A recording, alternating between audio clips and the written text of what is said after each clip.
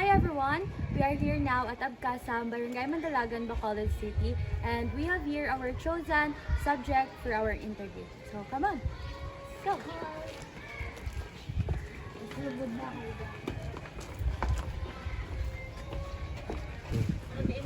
Nagbalan! Napon! Okay lang sa bago? Para ma-reply. Good afternoon.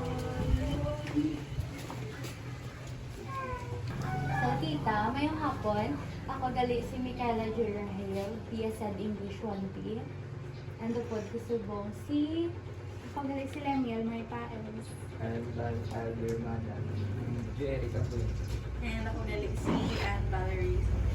And I'm Atasha Eduardo. So, halin kami kanina sa SCI Western University and hari kami di subong para mag-survey sa imo about sa mga bata.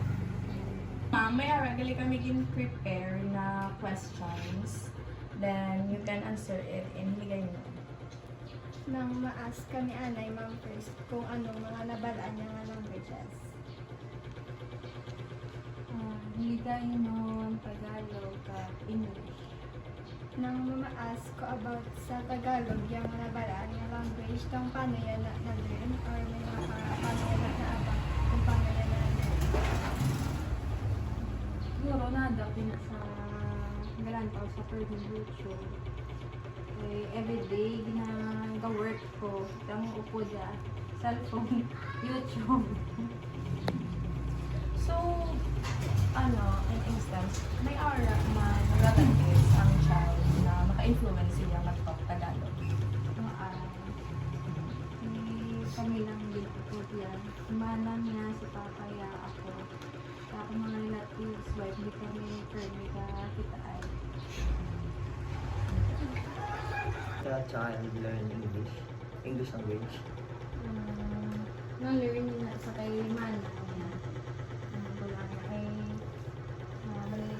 ano na nagatuto siya ng bali English. Pag sa ano man, sa mash yan, wala nga cartoons. Kaya nag-dash na pag yung mga English, daw na with mga pamamalaan ng English. Ginabuligan man sila para mag-improve yung pagambas ng mga English language or words. Ay kay visit may permit sa obra. Bali permit na siya bilin. Sila lang sa magulang niya. At least ano makibot na lang kung mabalaan siya ng mga words ng mga English, mga complete sentence na English. Siguro sasagin na lang ito yan yung kay manang niya. Hindi na pamatian niya. Dahil kapunta ng English. So, may nga pala yan, ma'am. So, our next question is, ano ang first language sa imo bata? Una, yung language is English. Pero kabalo siya ng ginikay mo? Oo. Kabalo siya. Ano ko minin? Sabi na upo din na si Papaya. For me, si Papaya upo diya. Pag inang village, kay Papaya. Kay nag-busy na ako sa work. Pagpuli ko, ilong doon na. Nahiligay na siya. Sa ano nga way, Miss or Ma'am, natunan ng English through gadgets? Sa first, mga like months pa siya, naharap pa ko. Huli ako, nahambal, na story ako sa isang English language. Tapos, pinadula ina.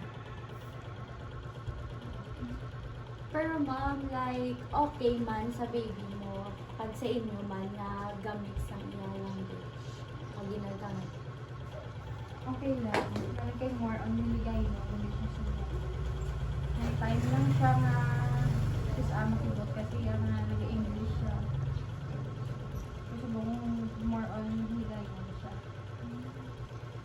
So, wala na siya mga question and thank you so much sa time at pag-consult na magpasugod ng ma-interview ka na. Thank you. Thank you.